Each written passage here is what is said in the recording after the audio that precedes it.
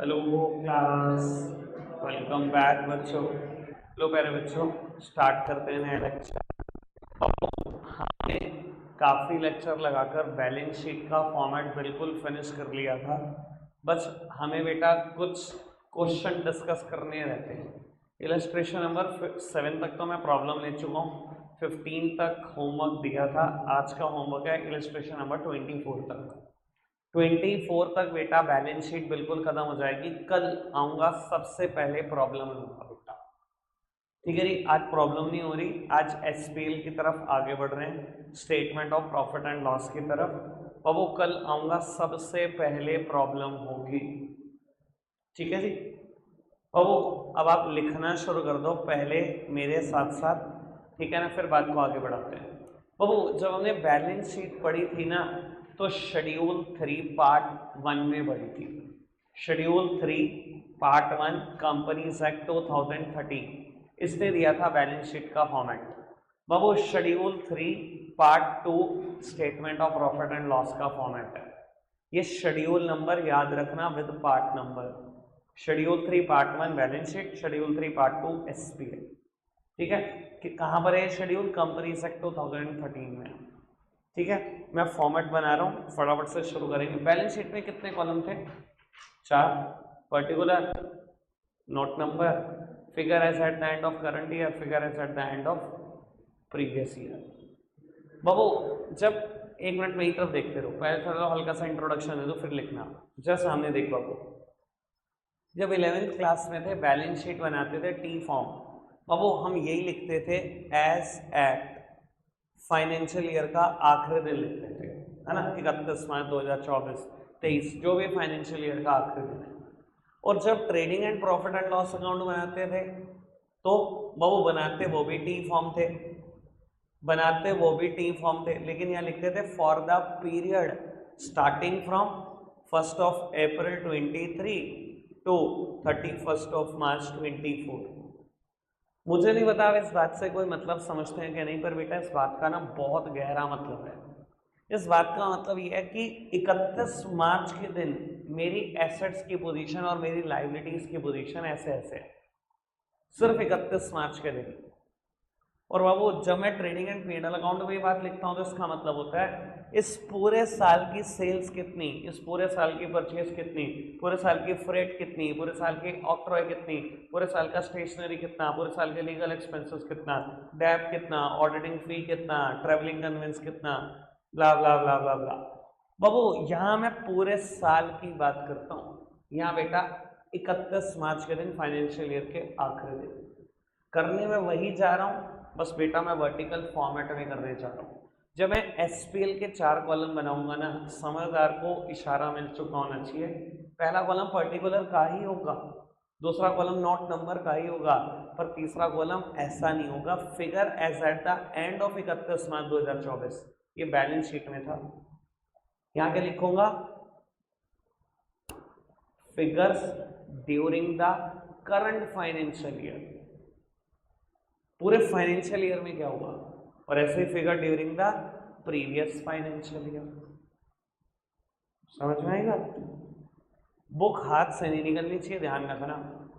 चाहे कितने डंडे मारने पड़े, फिर मुझे उस चीज के लिए मैंने बैलेंस शीट में ना 6 लेक्चर लगा दिए और पूरी जान लगा दी है समझाने के लिए आपको, और अभी भी लग रहे हैं 2-3 लेक्चर। ठीक है ना? तो वो अगर ये चैप्टर पकड़ में रहेगा तो समझ लेना पूरी बुक पकड़ में रहेगी। ये चैप्टर निकला, बुक खत्म हो गई आपके लिए, बिल्कुल खत्म। चलो जी, लिखो अब स्पेल फटाफट से।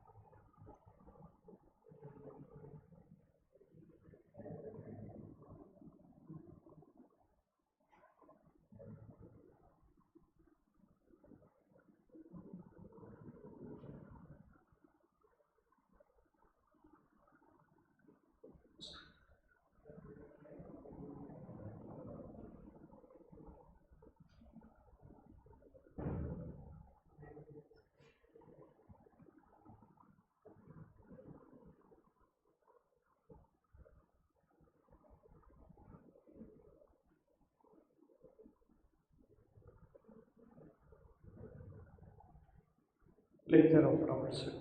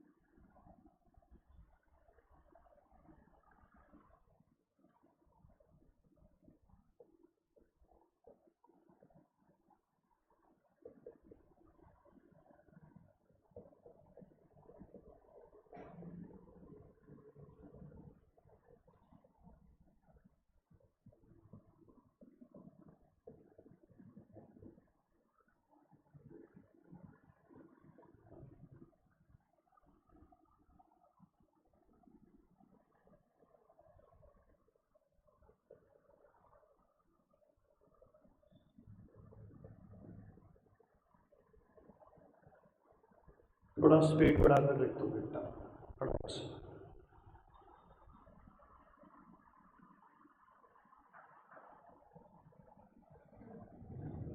ये एरो आपको नहीं बनाने, कि मैंने आपको समझाने के लिए लिखा है कि यहाँ टोटल होगा।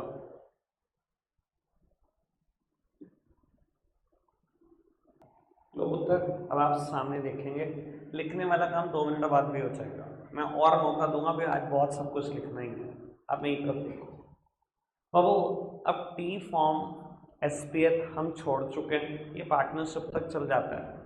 यहाँ एक कानून तो जरूर लगता है, इंडियन पार्टनरशिप एक्ट 1932, पर वो ये नहीं बताता कि आप फाइनेंशियल्स कैसे बनाओ। तो हमारी इच्छा थी हम टी फॉर्म ही बनाते थे, जैसा सोल प्रोप्राइटरशिप में बनाते थे। सोल प्रोप्राइटरशिप पे कोई कानून ही नहीं लगता, तो वहाँ और आसान हो जाता है, जैसी मर्जी बैलेंस शीट, जैसा मर्जी पीएनएल अकाउंट बनाओ, आपकी इच्छा, हम अपनी मर्जी का बनाते हैं। पर बाबू यहाँ कानून भी लगता है कंपनी के ऊपर, वो ये भी बताता है कि फाइनेंशियल कैसे। जब कानून ने खुद ही बता रखा है, आपकी और मेरी क्या मजाल कि हम कानून को सुपरसीड कर जाएं। कानून तो इंडिया में इतना बड़ी चीज़ है कि पीएम भी इतना बड़ा नहीं होता। इंडिया में कानून की तो ये इंपॉर्टेंस है। तो बाबू आओ कानून के हिसाब से क्या है एसपीएल का फॉर्मेट, ये समझते हैं। शेड्यूल 3 पार्ट बी में दिया हुआ फॉर्मेट है वर्टिकल फॉर्मेट। अगर बेटा मैं टी फॉर्म फॉर्मेट बनाता था तो बेटा जो मेरी राइट हैंड साइड होती थी ये क्रेडिट साइड होती थी, अगर आपको याद हो तो, और जो लेफ्ट हैंड साइड होती थी ये डेबिट साइड होती थी।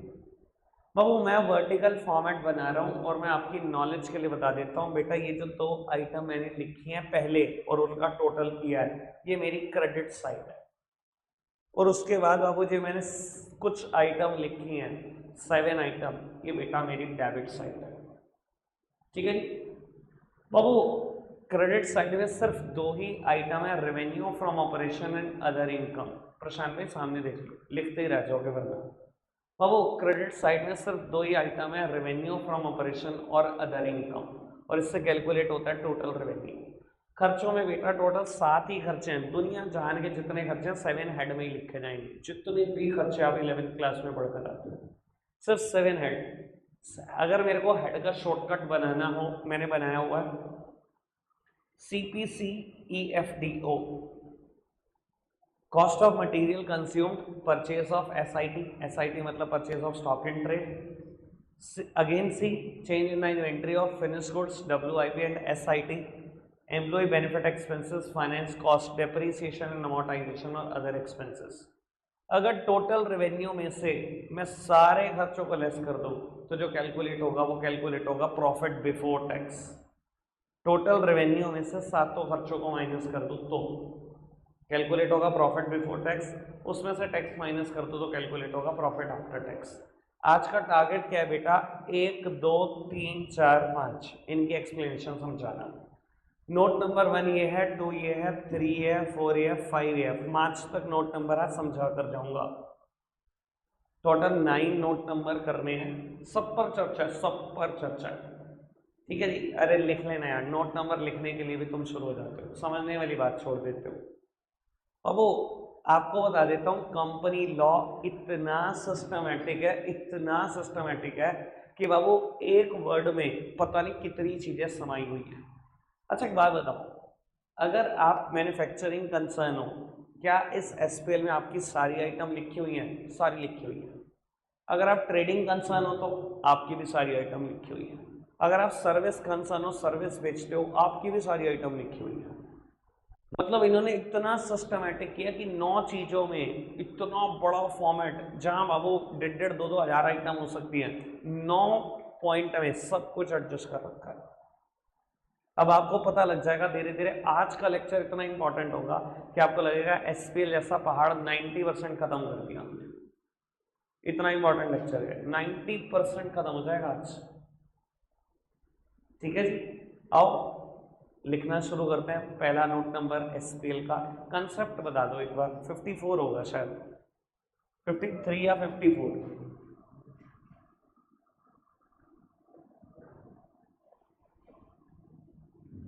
4 ही है।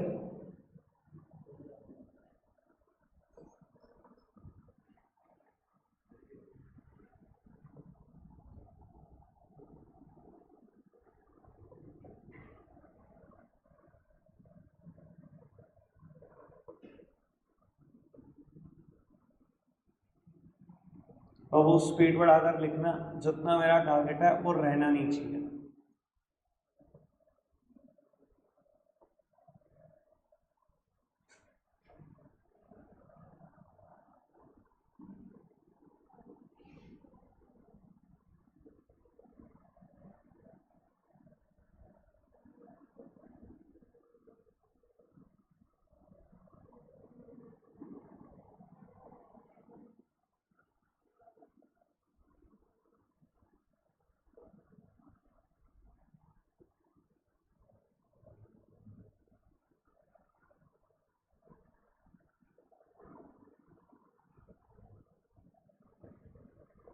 लिखते रहो बेटा स्पीड बढ़ाकर।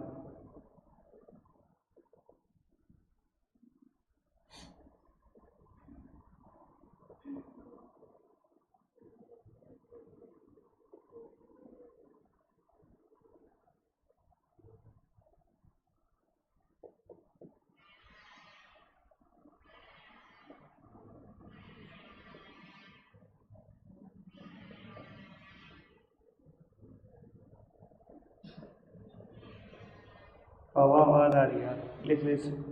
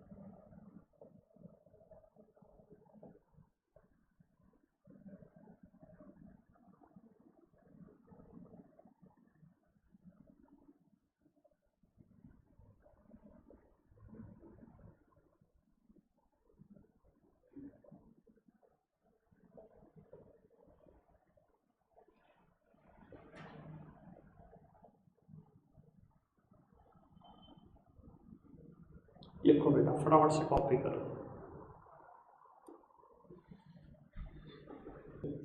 लोग उत्तर सामने देखो, समझना शुरू करेंगे। जय रुक जाओ, अगर मैंने बोल दिया रुक जाओ तो रुक जाओ। बाबू नोट नंबर 1 पे चर्चा है कि रेवेन्यू फ्रॉम ऑपरेशन चीज ही क्या है भाई। ऐसा तो कोई टर्म ही नहीं सुनी हमने जब हम टी फॉर्म ट्रेडिंग अकाउंट या P&L अकाउंट बनाते थे।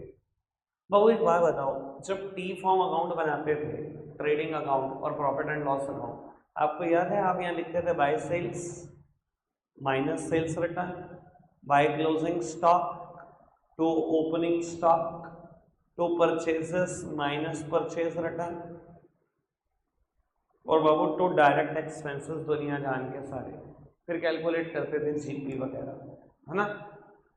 बाबू अब मैं क्या लिख कर कौन सी साइड रहा हूँ, रेवेन्यू फ्रॉम ऑपरेशन किस साइड में, क्रेडिट साइड में। अभी बताया मैंने दो ही चीजें क्रेडिट साइड में, ये साइड लिखनी शुरू कर रहा हूँ बेटा। रेवेन्यू फ्रॉम ऑपरेशन में क्या आता है, देखो मैंने भी बोला कंपनीज एक्ट बहुत स्मार्ट है, उसने देख लिया अगर आप कंपनी और सर्विस बेचते हो तो आपकी भी आइटम कवर होनी चाहिए, आप कंपनी और ट्रेडिंग कंसर्न हो आपकी भी आइटम कवर होनी चाहिए, और आप कंपनी और आप मैन्युफैक्चरिंग कंसर्न हो आपकी भी आइटम कवर होनी चाहिए, सब कवर है।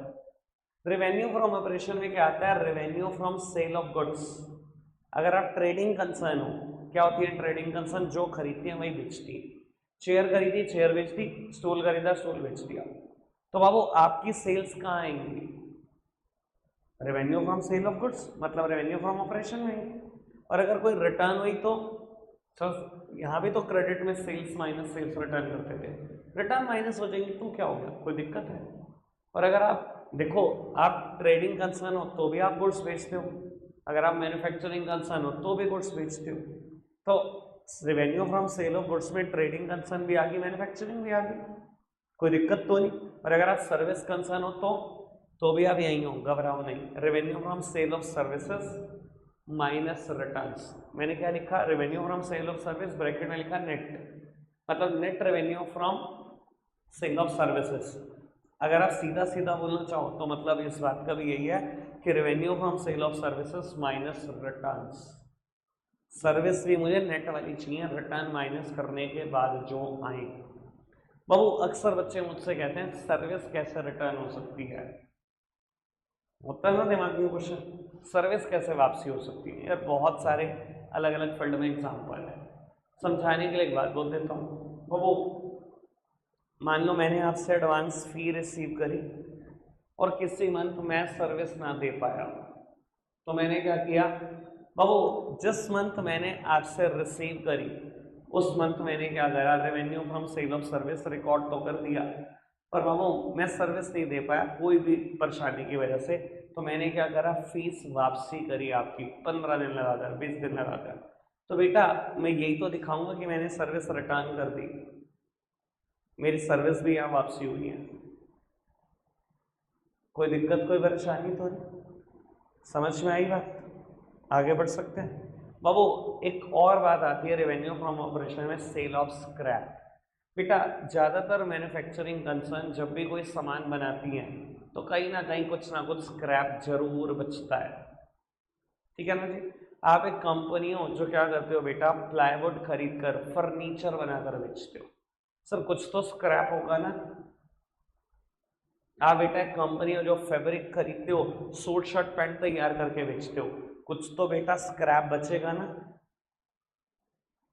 बचेगा क्या नहीं बचेगा। तो बाबू जब भी आप मैन्युफैक्चरिंग कंसर्न होते हो आपका स्क्रैप बचता ही बचता है, और जो स्क्रैप बचता है वो भी बिक जाता है, चाहे बहुत कम रेट पे बिकता है पर बिकता तो है ही। तो बाबू वो स्क्रैप ही क्या है, रेवेन्यू फ्रॉम ऑपरेशन ही है। यानी कि revenue from sale of goods, मैं बोल दूं ऐसे नेट, नेट का मतलब क्या, minus return. Revenue from sale of services net, और सेल ऑफ स्क्रैप, ये तीन चीजें रेवेन्यू फ्रॉम ऑपरेशन, कोई दिक्कत तो नहीं। अब बाबू अगली हेडिंग आती है अदर इनकम, बहुत सारी बातें लिखी हुई हैं मैंने, सबसे इंपॉर्टेंट अगर कोई नोट है तो वह 2, 3, 4, 5, बहुत आराम से समझना, 2 में पूरी जान लगा दो ताकि आपको क्लियर हो जाए। बाबू अदर इनकम में ना मैंने दो बातें लिखी हुई हैं, एक पोर्शन ये अलग है और एक पोर्शन ये बिल्कुल अलग है।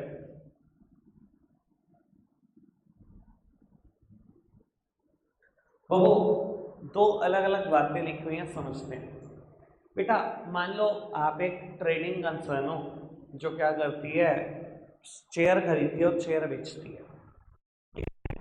जितनी भी ये इनकम लिखी हुई है ना, सब अदर इनकम है। अगर आप एक मैन्युफैक्चरिंग कंसर्न हो, ब्लैकबेरी हो, फैब्रिक खरीदते हो, कटिंग करते हो, स्टिचिंग करते हो, सूट शर्ट पैंट बनाते हो, वो बेचते हो, जितनी भी ये इनकम लिखी हुई है सब अदर इनकम है। लेकिन अब मैं बड़े काम की बात बोलने जा रहा हूँ, आराम से सुनना और समझना। आप एक कंपनी हो जो सर्विसेज बेचते हो, और उसमें भी मैं एक स्पेशल सर्विस की बात करता हूँ, बैंकिंग सर्विसेज। बाबू जितने भी बैंक होते हैं ना, उनको हम ना प्यार से फाइनेंस कंपनी बोलते हैं। फाइनेंस का मतलब समझते हैं ना, लोन, लोन देने वाली कंपनी। आपको पता है बैंक की मेन कमाई क्या होती है? इंटरेस्ट। इसके अलावा बैंक इन्वेस्टमेंट बहुत करते हैं, सेंट्रल गवर्नमेंट सिक्योरिटी में, म्यूचुअल फंड में, शेयर मार्केट में। मेन कमाई उनकी सिर्फ इन्हीं 2-3 जगहों से। अगर मैं कहूं आप एक बैंक हो, प्लीज मेरी तरफ देखना, बड़े काम की बात बोलने जा रहा हूं। आप एक बैंक हो सर, डिविडेंड रिसीव करना क्या आपकी मेन इनकम नहीं है? बिल्कुल मेन इनकम है। इंटरेस्ट रिसीव करना क्या आपकी मेन इनकम नहीं है? बिल्कुल मेन इनकम है। आप इन्वेस्टमेंट करते रहते हो, तो बेटा इन्वेस्टमेंट करने पे या तो प्रॉफिट होगा या तो लॉस होगा, क्या ये मेन इनकम नहीं है? बिल्कुल मेन इनकम है। आपकी नॉलेज के लिए बता देता हूँ, ये मैंने 2 अलग कैटेगरी क्यों करी। अगर पेपर में आ जाए कि आप एक फाइनेंस कंपनी हो, तो बाबू ये 3 चीजें रेवेन्यू फ्रॉम ऑपरेशन है आपकी, और आपके लिए सिर्फ यही अदर इनकम है 5। फाइनेंस कंपनी के अलावा आप दुनिया की कोई कंपनी हो, चाहे सर्विस बेचते हो, चाहे मैन्युफैक्चरिंग कंसर्न हो, चाहे ट्रेडिंग कंसर्न हो, आपके लिए ये 8 अदर इनकम है। 8 की 8। समझ में आ रही बात? सर समझो, रेवेन्यू फ्रॉम ऑपरेशंस कि मेन ऑपरेशन से क्या कमा रहे हो। समझ में आ रही है बात? सर बैंकिंग के लिए, फाइनेंस कंपनी के लिए ये 3 चीजें बिल्कुल मेन हैं। ये उनका रेवेन्यू फ्रॉम ऑपरेशन है, ये अदर इनकम नहीं हो सकती। और मैं हुई एक हीरन नारायण में लोकेटेड फर्म जो क्या करती है, फैब्रिक खरीदती है, लोअर्स बनाती है। भाई अगर आपने इन्वेस्टमेंट कर भी रखे तो आपकी अदर इनकम है, अगर डिविडेंड मिल भी रहा है वो अदर इनकम है, अगर एफडी करा रखे उस पर ब्याज आ रखा है वो अदर इनकम है। पर अगर आप फाइनेंस कंपनी हो तो ये आपका रेवेन्यू फ्रॉम ऑपरेशन है। बात समझ में आती है? कोई दिक्कत, कोई परेशानी तो नहीं? एक बात और बोलना चाह रहा हूँ, सुनो। मैं इन दोनों को ना इकट्ठे ऐसे बोल सकता हूँ क्या, net gain on sale of investment. Net word लगाते ही समझ में आ गई होगी बात।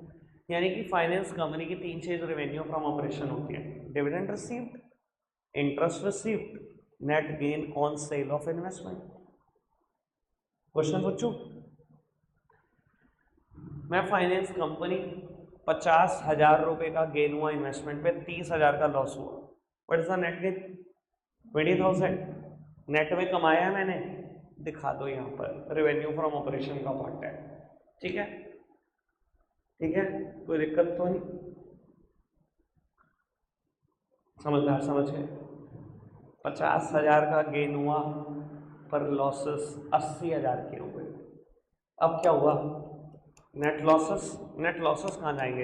ये तो मैं क्रेडिट साइड लेकर आऊँ ना, क्रेडिट साइड तो सिर्फ इनकम और गेन आते हैं, ये कहाँ जाएंगे बाबू? ये जाएंगे अदर एक्सपेंसेस, नोट नंबर 9। समझ में आई बात? कोई दिक्कत, कोई परेशानी तो नहीं? आगे बढ़ सकते हैं? चलो चलो बाबू, अब फाइनेंस कंपनी को खत्म करते हैं। आप एक नॉर्मल कंपनी हो, आपके लिए सभी अदर इनकम है। 3 बातें ये और बाकी 5 है। 5 में क्या बाबू, ये कोई एग्जॉस्टिव लिस्ट नहीं है, पर पेपर में ज़्यादातर ये 5 नाम ही बहुत बार आते हैं, तो बाबू मैं इन्हीं 5 को एग्जाम्पल के तौर पर डिस्कस करता हूँ। इसने बोला रेंट रिसीव, डिस्काउंट रिसीव, क्या कमीशन रिसीव नहीं आ सकता? आ सकता है भाई, मैं कैसे मना कर सकता हूँ कि नहीं आ सकता? ये कोई एग्जॉस्टिव लिस्ट नहीं है, पर आपको बता देता हूँ कि 99% इन 5 नाम से बाहर नहीं जाओगे, एक आधी बारी कभी कुछ होगा। रेंट रिसीव समझ में आ गया, डिस्काउंट रिसीव बताने की होती है, profit on sale of fixed assets, अगर फिक्स्ड एसेट्स बेचने पे कमाया तो यहीं आएगा। अच्छा अगर लॉस हो जाए सेल, ऑफ फिक्स्ड एसेट्स पे तो अदर एक्सपेंस में चला जाएगा, नोट नंबर 9 में जैसे अभी दिखाया था। ठीक है जी। Sale of miscellaneous item like newspaper, रद्दी बेची आपने, न्यूज़पेपर रोज मंगाते हो, अगले दिन वो रद्दी हो जाता है, बाबू आपने महीने भर रद्दी इकट्ठी करी और बेच दी, क्या होगा बाबू उसका? बाबू अगेन अदर इनकम है आपकी, कोई ये कोई मेन ऑपरेशन नहीं है, रद्दी बेचना आपका काम नहीं था। ठीक है ना जी। बाबू लास्ट पे थोड़ी सी चर्चा कर देते हैं रिफंड ऑफ इनकम टैक्स। कई बार बाबू आप इनकम टैक्स से, इनकम टैक्स डिपार्टमेंट से अपना पैसा वापस मांगते हो, रिफंड मांगते हो, तो वो भी अदर इनकम होता है। कौन सी ऐसी सिचुएशन होती है जब पैसा वापस आता है? बाबू मैंने ना आपसे उस दिन अदर करंट एसेट्स में एक चीज डिस्कस करी थी, एडवांस टैक्सेस, याद है बात? बाबू 4 अलग अलग क्वार्टर हैं, 1 अप्रैल से लेकर 30 जून, 1 जुलाई से लेकर 30 सितंबर, 1 अक्टूबर से लेकर 31 दिसंबर, 1 जनवरी से लेकर 31 मार्च। बाबू गवर्नमेंट ऑफ इंडिया कहती है हर क्वार्टर के खत्म होने से 15 दिन पहले हमें एडवांस टैक्स दो, यानी कि पहला क्वार्टर 1 अप्रैल से 30 जून मतलब 15 जून, 15 सितंबर, 15 दिसंबर, 15 मार्च, अपने अंदाजे से कैलकुलेट करके दे दो। बाबू मैंने इन 3 क्वार्टर अंदाजे से टैक्स दिया, चौथे क्वार्टर 15 मार्च को मैंने देखा 1 जनवरी से लेकर 15 मार्च, इन 2.5 महीनों में मैं कहता हूँ मेरी सेल 250 करोड़ की थी। ठीक है, मैंने अंदाजा लगाकर 2.5 महीने में 250 करोड़ कमा रहा हूँ, तो आधे महीने में क्या कमाऊंगा?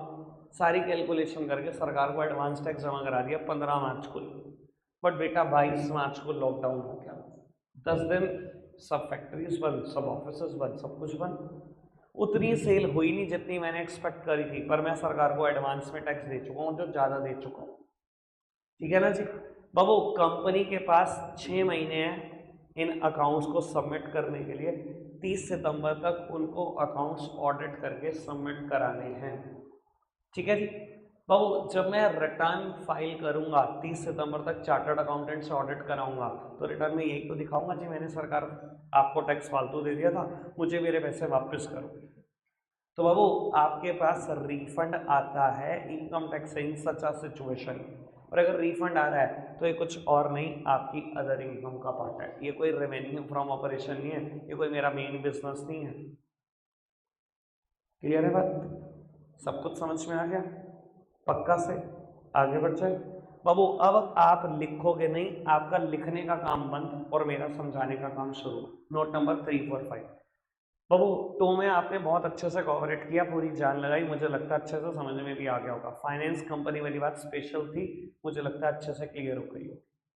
ठीक है, फाइनेंस कंपनी है तो रेवेन्यू फ्रॉम ऑपरेशन क्या है? Dividend receipt, interest receipt, net gain on sale of investment. Net gain का मतलब समझ गए ना, गेन माइनस लॉसेस। ठीक है जी। 3, 4, 5 मोस्ट इंपॉर्टेंट है, और मैं आपको ये भी बता देता हूँ, rare of the rarest teacher मैंने आज तक देखा होगा कभी कोई एक्सप्लेन करता हो 3, 4, 5, आप जान लगा देना मैं पीछे नहीं हटूंगा, एक एक अक्षर समझाऊंगा। ठीक है जी। सब 3 बातें हैं 3, 4, 5 में। क्या लिखा हुआ है? पहले कॉस्ट ऑफ मटेरियल कंज्यूम्ड, फिर लिखा हुआ है परचेज ऑफ एसआईटी। एसआईटी मतलब स्टॉक इन ट्रेड। आपको याद है किस कंसर्न के स्टॉक को हम स्टॉक इन ट्रेड बोलते हैं? जब मैंने इन्वेंट्री की बात समझाई थी, 6 तरीके के स्टॉक समझाए थे, raw material, WIP, finish good, stock in trade, loose tools, stores and spares. याद है? मैन्युफैक्चरिंग कंसर्न के पास 5 तरीके का स्टॉक होता है, रॉ मटेरियल भी, डब्ल्यूआईपी भी, फिनिश गुड्स भी, लूज टूल्स भी, स्टोर्स एंड स्पेयर्स भी। ट्रेडिंग कंसर्न जो खरीदती है वही बेचती है, ऐसी कंसर्न ट्रेडिंग कंसर्न होती है, उनके स्टॉक को हम क्या बोलते हैं कंपनीज एक्ट में? एसआईटी, मतलब स्टॉक एंड ट्रेड। तो ये वो वर्ड है, purchase of stock and trade. और तीसरी बात लिखी हुई है change in the inventory of finish goods, WIP and stock and trade. ठीक है, अब बाबू मैं तीनों पे एनालिसिस कर रहा हूँ, बहुत आराम से समझना, मेरी तरफ देखना। बाबू अगर आप टी फॉर्म बना रहे होते, trading and P&L account, trading concern का, जो खरीदती है वही बेचती है, तो वो कैसा होता? पहले ये देखना है, प्लीज सामने देखना। ये लिखा होता to opening stock of SIT, यही लिखा होता to purchases of SIT, by sales of SIT, by closing stock of SIT. यही लिखा होता ना पुत्र, ठीक है। और अगर आप मैन्युफैक्चरिंग कंसर्न होते और आपका ट्रेडिंग एंड पीएनएल अकाउंट होता तो कैसे होता, टू ओपनिंग स्टॉक ऑफ, आपके पास तीनों चीजों का स्टॉक होता, opening stock of raw material भी होता, डब्ल्यूआईपी भी होता, फिनिश गुड्स भी होता, बट खरीदते सिर्फ रॉ मटेरियल ही, बेचते सिर्फ फिनिश गुड्स ही, और क्लोजिंग स्टॉक भी तीनों का। कोई मुझसे क्वेश्चन पूछना चाहता है पूछ लो कि मैं सिर्फ रॉ मटेरियल कौन ही क्यों खरीदता, भैया मैन्युफैक्चरिंग कंसर्न हो, ब्लैकबेरी हो, फैब्रिक ही खरीदोगे ना, या ऐसे कहोगे कटिंग हुआ हुआ फैब्रिक दे दो, मतलब डब्ल्यूआईपी थोड़ी खरीदोगे, फिनिश गुड्स थोड़ी खरीदोगे, सिर्फ रॉ मटेरियल तो खरीदोगे, उससे खुद तैयार करोगे ना सामान, बेचोगे क्या, सिर्फ फिनिश गुड्स ही, डब्ल्यूआईपी कोई नहीं बेचता, रॉ मटेरियल कोई मैन्युफैक्चरिंग कंसर्न नहीं बेचती बेटा, समझ में आ रही है। अच्छा अगर टी फॉर्म होता यही होता, फटाफट बताओ, टी फॉर्म होता ट्रेडिंग अकाउंट का, ट्रेडिंग अकाउंट ऐसे ही होता, टी फॉर्म होता मैन्युफैक्चरिंग कंसर्न का ट्रेडिंग अकाउंट यही होता। अब मैं आपको बता देता हूँ, यही सब चीजें मुझे वर्टिकली लिखनी है, ठीक है जी, प्लीज मेरी तरफ देखना। मैंने अभी क्रेडिट साइड खत्म करी, क्रेडिट साइड में मैंने सेल्स डिस्कस कर दी कि नहीं कर दी, या मैंने लिख दिया revenue from sale of goods net, sale of goods, तो मैन्युफैक्चर ट्रेडिंग कंसर्न का भी गुड्स बिक गया और उसमें मैन्युफैक्चरिंग कंसर्न का भी आ गया, कोई दिक्कत तो नहीं। अब बाबू आपने मुझसे क्वेश्चन क्यों नहीं किया कि आपने क्रेडिट साइड लिख दी, क्लोजिंग स्टॉक क्यों नहीं लिखा, क्वेश्चन नहीं किया आप में से किसी ने भी, मैं खुद बता देता हूँ मैंने क्यों नहीं लिखा। कंपनी लॉ पता है क्या कहता है, इस क्लोजिंग स्टॉक को ना डेबिट साइड ही लिख देना, और अगर ये डेबिट साइड आएगा तो माइनस में आएगा, फटाफट बताओ, मैं अब इसको डेबिट साइड लिखूंगा, इन सारे क्लोजिंग स्टॉक को माइनस में लिखूंगा नहीं लिखूं, माइनस में लिखूं, पक्की बात है, क्लियर है बात। अच्छा अब मेरी बात सुनो, मैं अब लगाने जा रहा हूं आखिरी 10 मिनट आज के, एक ट्राई में अगर सब समझ जाओ तो मैं मान लूंगा भैया हो गया बेटा पार, दूसरी ट्राई ना बड़ी फीकी पड़ जाती है, पता नहीं क्या बात है, मेरे भी वो एफर्ट निकल नहीं पाते, पहली ट्राई बहुत बढ़िया करूंगा, बहुत बढ़िया सब समझ जाना, ठीक है जी। बाबू मैं डिस्कस कर रहा हूं अब नोट नंबर 3, लिखेगा कोई कुछ नहीं, नोट नंबर 3 है कॉस्ट ऑफ मटेरियल कंज्यूम्ड, मतलब क्या मतलब होता है कॉस्ट ऑफ मटेरियल कंज्यूम्ड का, बाबू बड़ी सिंपल सी बात, opening stock of raw material plus purchase of raw material minus closing stock of raw material, ये होता है कॉस्ट ऑफ मटेरियल कंज्यूम्ड। अब बच्चे इसको भी रटते हैं, मैं कह रहा हूँ रटते हो, इसको जरूरत क्या है, फॉर्मूला तो बनाया जाता है, कौन कह रहा है रटो, देखो मैं आपके सामने फॉर्मूला बनाऊंगा, मुझे बताना फॉर्मूला सही बनाया क्या।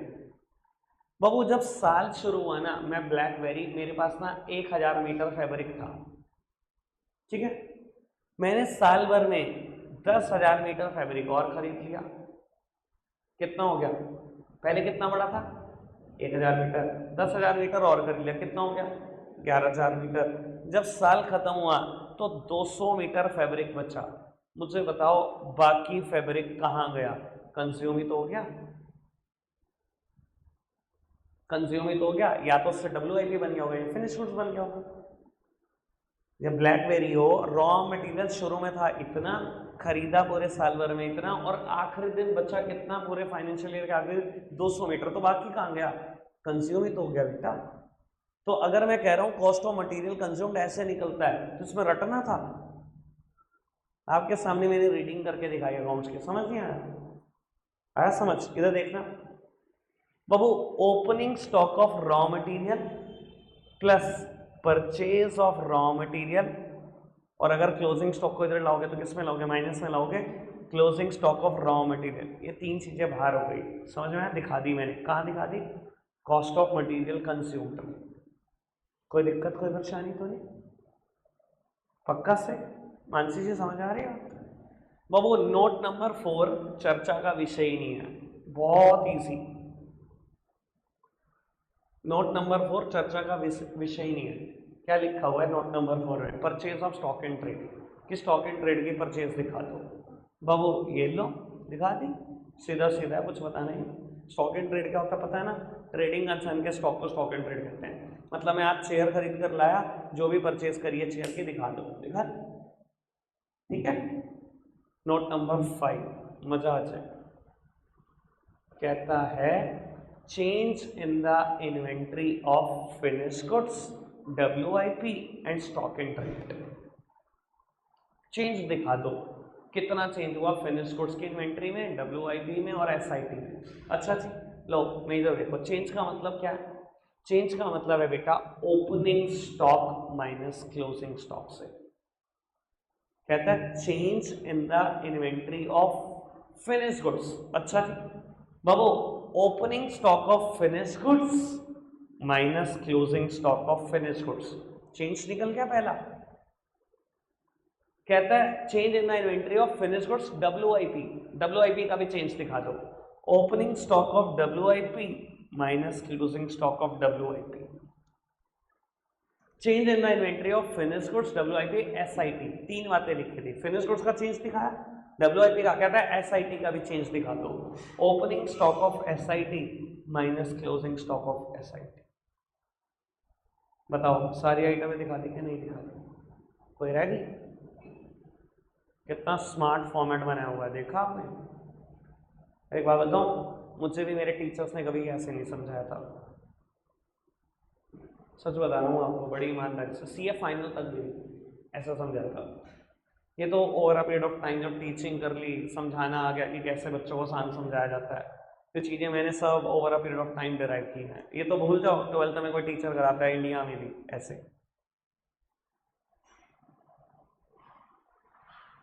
क्लियर हो रही है बात? पक्का से दिख रहा है ना? तीन चीज़ों में सारी आइटमें समाई हुई है। कॉस्ट ऑफ मटेरियल कंज्यूम्ड मतलब opening stock of raw material, purchase of raw material minus closing stock of raw material. Purchase of SIT वो सीधा परचेज ऑफ SIT गिवन है। फिर change in the inventory of finish goods, WIP और SIT। कैसे बेटा change का मतलब है opening stock of finish goods minus closing stock of finish goods, क्योंकि ये मैं इस साइड लिख रहा हूँ, ये मैं डेबिट साइड ही तो लिख रहा हूँ, CPCEFDO।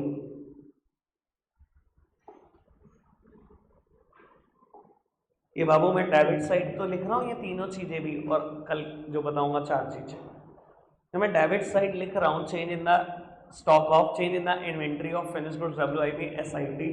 तो बाबू आप समझ रहे हो ना, डेबिट साइड लिख रहे हो बाबू, ये है डेबिट साइड। अगर डेबिट साइड लिख रहे हो, क्लोजिंग स्टॉक को लिखना है तो माइनस करके तो लिखोगे, तो मैं वही तो कर रहा हूँ।